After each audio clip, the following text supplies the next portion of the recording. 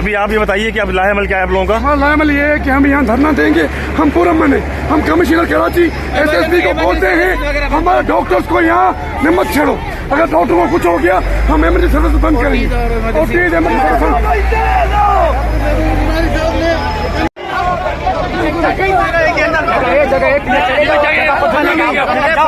तमाम लोग धरने में मौजूद हो, धरने में आ जाओ, धरने में हमारा पैगाम ये है, आप लोग वहाँ धरने में बैठे जब तक मुताले पूरे न